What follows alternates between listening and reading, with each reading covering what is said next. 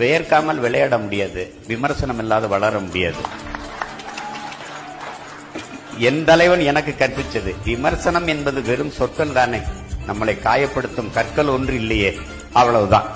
நீங்க இப்படிதான் எடுத்துக்கணும். விமர்சனம் கூட ஒருவித பாராட்டு தான். யாரே ஒருத்தனை தூங்க விடாம பண்ணிருக்கீல, பொறாமப்பட வச்சிருக்கீல்ல, அவ்வளவுதான்.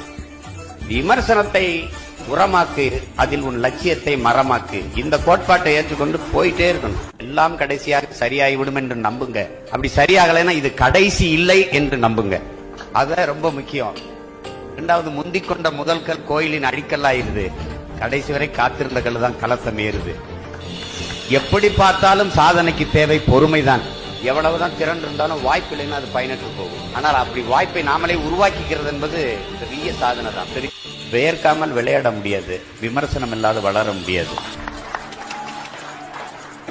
என் தலைவன் எனக்கு கற்பிச்சது, விமர்சனம் என்பது வெறும் சொற்கள் தானே, நம்மளை காயப்படுத்தும் கற்கள் ஒன்று இல்லையே,